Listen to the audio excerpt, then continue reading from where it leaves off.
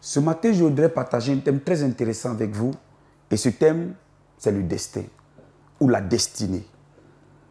Le destin ou la destinée, c'est un certain nombre d'événements que le Seigneur a programmés pour une personne avant sa naissance.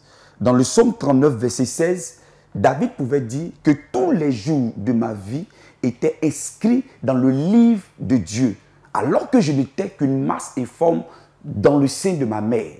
C'est pour dire que Dieu a prédestiné chaque être humain et chaque personne à accomplir une œuvre merveilleuse sur la terre. La Bible dit que la terre est la terre des fils de Dieu et le ciel est le ciel de l'Éternel. Dans le livre de Romains 8, verset 29, il dit ceci: car ceux qu'il a connus d'avance, il les a aussi prédestinés à être semblables à l'image de son fils, afin que son fils fût le premier-né entre plusieurs frères. Donc, ceux qu'il a prédestinés, ce que Dieu a programmé à accomplir une œuvre merveilleuse.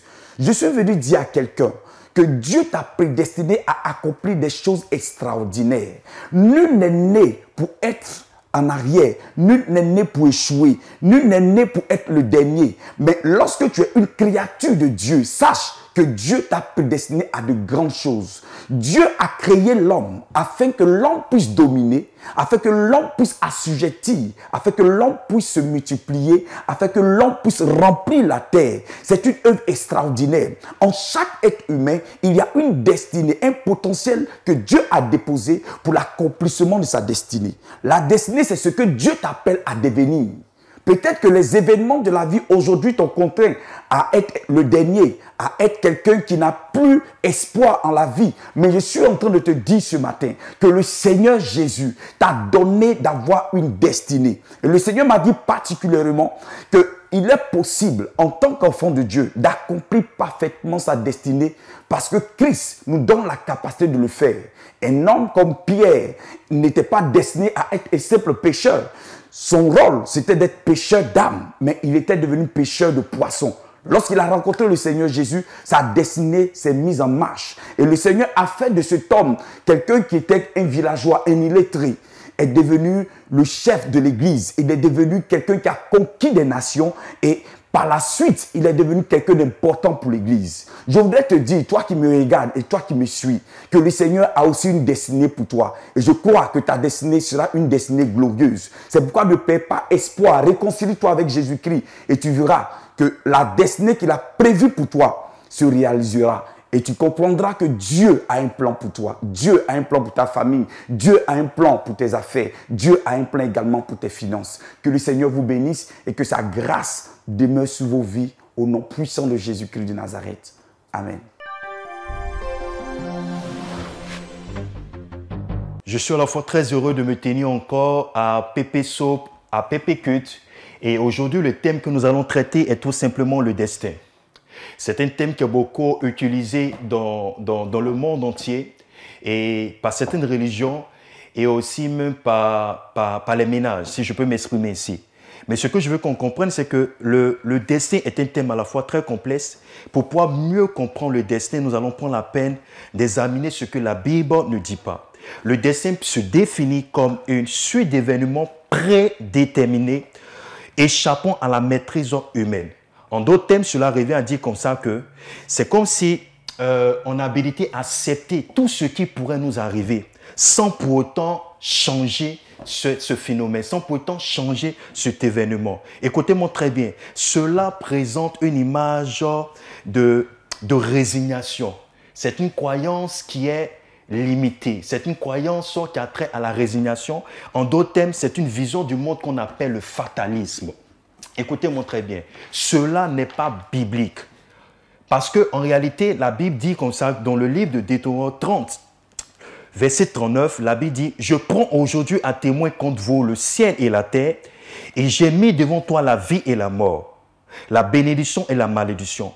Choisis la vie afin que tu vives, toi et ta postérité. Écoutez, si on parle de destin, cela revient à dire comme ça que nous sommes habilités à pouvoir subir un certain nombre de choses dans notre vie. Mais je veux dire à quelqu'un, tu n'es pas une erreur. Je veux te dire que ta naissance n'est pas une erreur. Je veux te dire que tout ce qui t'arrive n'est pas le fruit en réalité d'une volonté de Dieu. Alléluia. Pourquoi? Parce que Deutéronome 30, verset 19 nous dit comme ça que nous avons le libre choix. Je veux te dire, sur la base de tes actions, je veux dire comme ça que engendrera des réactions. Je veux te dire ce soir, je veux te dire à cette heure, je veux te dire aujourd'hui même que si tu prends la peine de pouvoir vraiment veiller sur ta vie, de pouvoir marcher selon la volonté de Dieu, de pouvoir prier comme il se doit, il y a un certain nombre de choses qui ne pourront pas t'arriver parce que pour nous les chrétiens, on ne parle pas de destin, mais nous parlons de destinée. Alléluia. La destinée est rattachée au plan que Dieu a ficelé pour vous, au plan que Dieu a mis en place pour vous. Alléluia. C'est pour cela que je veux dire à quelqu'un ce soir que Dieu connaît les projets qu'il a formulés pour nous. Ce ne sont pas des projets de malheur, mais ce sont des projets de paix et de bénédiction. Laisse-moi te dire aujourd'hui, une chose est certaine. Le destin que quelqu'un avait peut-être accepté dans son esprit doit être banni et doit se greffer à ce que nous appelons la destinée qui est rattachée par nos actions dans le but de pouvoir vraiment posséder un certain nombre de choses dans notre vie. Que Dieu vous bénisse. Bismillah, as-salatu was-salam ala rasulillah. Alhamdulillah, nous parlons à présent du destin, al-qadaru.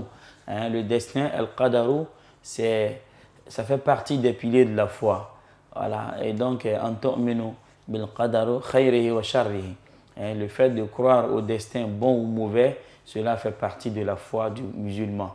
Et celui qui n'a pas cru au destin, c'est comme il n'a pas la foi. Et donc, arkan al-iman sitta. Les piliers de la foi sont au nombre de 6, parmi lesquels le dernier, n'est-ce pas, c'est le fait de croire au destin. Quand Allah subhanahu wa ta'ala, la première créature qu'Allah a créée, c'était la plume.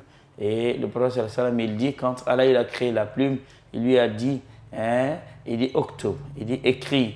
Et la plume a demandé à Allah, qu'est-ce que j'écris?